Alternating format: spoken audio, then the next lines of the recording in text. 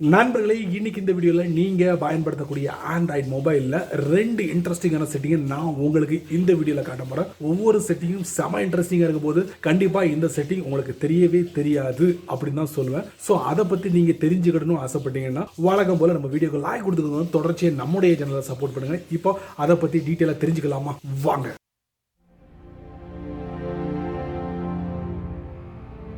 அதில் நீங்கள் ஒரு குரூப் அக்கௌண்ட்டை கிரியேட் பண்ணி அதில் ஒரு நீங்கள் அட்மினாக இருந்தீங்கன்னா இந்த செட்டிங்கை கண்டிப்பாக ஒரு தடவையாவது சரி பாருங்க. அதாவது உங்களுக்கு முகம் தெரியாத நபர்கள் யார் வேணாலும் உங்களுடைய குரூப் அக்கௌண்ட்டில் நுழைய வாய்ப்புகள் அதிகமாக இருக்கு. இது இல்லாமல் நிறைய விஷயங்களை இந்த செட்டிங்கில் நீங்கள் தெரிஞ்சுக்க முடியும். அதைத்தான் நான் உங்களுக்கு இந்த வீடியோவில் காட்ட போகிறேன். தெரிஞ்சுக்கோங்க. அதுக்கப்புறம் உங்களுடைய வாட்ஸ்அப்பில் அப்ளை பண்ணுங்க. வழக்கம் போல் உங்கள் வாட்ஸ்அப்பை ஓப்பன் பண்ணிக்கோங்க. அதுக்கப்புறம் வாட்ஸ்அப்பில் நீங்கள் ஒரு குரூப் அக்கௌண்ட்டை கிரியேட் பண்ணி வச்சுருந்தீங்கன்னா அந்த குரூப் அக்கௌண்ட்டை நம்ம ஓப்பன் பண்ணிக்கலாம். நான் ஒரு குரூப் அக்கௌண்ட்டை ஓப்பன் பண்ணியிருக்கேன். அதை நான் ஓப்பன் பண்ணுறேன். அதுக்கப்புறம் அந்த குரூப் அக்கௌண்ட்டுக்கு ஒரு நேம் வச்சுருப்பீங்க. அதை தட்டுங்க, டாப்பில் இருக்கும். அதுக்கப்புறம் பார்த்தீங்கன்னா ப்ரொஃபைலுக்குள்ளே போனதுக்கப்புறம் குரூப் செட்டிங் அப்படிங்கிற ஒரு ஆப்ஷன் இருக்கும். இந்த இருக்குது பார்த்தீங்களா, சேட் லாக்குக்கு கீழே குரூப் செட்டிங்ஸ் இருக்கும். அதுக்குள்ளே போவோம். இதுக்கு முன்னால் குரூப் அக்கௌண்ட்டில் குரூப் செட்டிங்ஸில் இந்த மாதிரி இருக்கிறத நீங்கள் பார்த்துருக்க மாட்டீங்க. சமீபத்தில் வாட்ஸ்அப் இந்த ஒரு புதிய அப்டேட்டை கொடுத்துருக்காங்க. செமையான ஒரு அப்டேட்னு சொல்லலாம். இதில் நான் சொன்ன மாதிரி முகம் தெரியாத நபர்கள் உள்ள நுழையிறதுக்கு வாய்ப்புகள் இருக்குது. ஸோ அதுக்குண்டான செட்டிங் கூட இதில் இருக்குது. முதல்ல பார்த்துடலாம் எடிட் குரூப் செட்டிங். ஸோ இதில் நீங்கள் இந்த செட்டிங்கை எனேபிள் பண்ணும் போது எதெல்லாம் ஒர்க் ஆகும்னா பாருங்கள், சப்ஜெக்ட், ஐகான், டிஸ்கிரிப்ஷன், அப்புறம் disappearing messages, timer and keep and unkeeping messages, இது எல்லாத்தையும் வந்து உங்களுடைய குரூப் அக்கௌண்ட்டில் யாரெல்லாம் இருக்காங்களோ அவங்களால பண்ண முடியும் அப்படிங்கிறத மென்ஷன் பண்ணிக்காங்க. வேணுங்கிறவங்க ஆன் பண்ணிக்கலாம், வேண்டாம் அவங்களெலாம் பண்ணக்கூடாதுன்னா நீங்கள் இதை ஆஃப் பண்ணிக்கோங்க. அடுத்து சென்ட் மெசேஜ் அப்படிங்கிற ஒரு ஆப்ஷன் இருக்குது. ஆட் அதர் பார்ட்டிசிபெண்ட்ஸ் அப்படின்னு இருக்குது.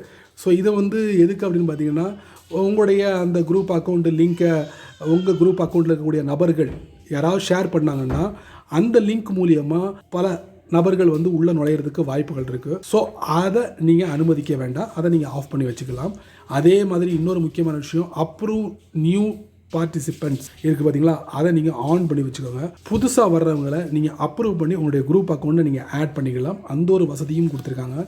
எடிட் குரூப் அட்மின், அதாவது உங்களுடைய குரூப் அக்கௌண்ட்டில் யாருக்கு அட்மின் அதிகாரம் கொடுத்துருக்கீங்க உங்களை தவிர்த்துட்டு அதை நீங்கள் செட் பண்ணலாம் இதில். ஸோ மொத்தத்தில் பார்த்தீங்கன்னா 1 2 3 4 5 அருமையான முத்தான செட்டிங்கை மாற்றி அமைச்சிருக்காங்க.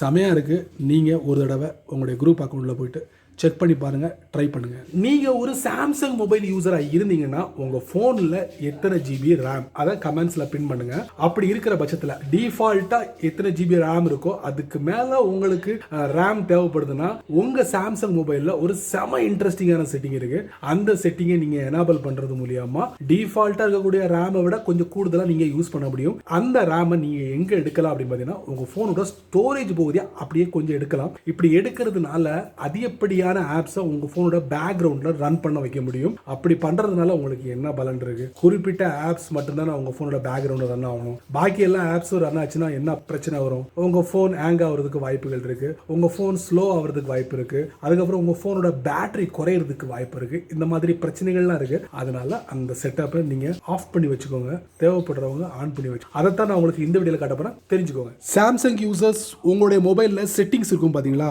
அதுக்குள்ள நம்ம போயிடலாம். அதுக்கப்புறம் டைரக்டா சர்ச்ல நீங்க பண்ணலாம். இருந்தாலும் நான் என்ன பண்றேன், பேட்டரி அண்ட் டிவைஸ் கேருக்குள்ள போறேன். அதுக்கப்புறம் மெமரின்னு இருக்கும், அதுக்குள்ள நான் போறேன். செக்கிங் நடக்கு. அதுக்கப்புறம் பேஜ் கொஞ்சம் ஸ்க்ரோல் டவுன் பண்ணீங்கன்னா கீழே பாருங்க ரேம் பிளஸ் இருக்கும், அதை நம்ம டச் பண்ணுவோம். உங்க போன்ல டிஃபால்ட்டா ஒரு குறிப்பிட்ட ஜிபி ரேம் இருக்கும். அதுக்கு மேல நீங்க யூஸ் பண்ணணும்னா இந்த செட்டிங்கை நீங்க ஆன் பண்ணிக்கோங்க. ஆன் பண்றதுக்கு முன்னாடி 2GB 4GB 6GB நீங்க செட் பண்ணிக்கலாம். ஸோ இந்த மாதிரி RAM plus extra GB RAM வந்து நீங்கள் எடுக்கணும்னா எங்கேருந்து எடுக்கும் தெரியுமா?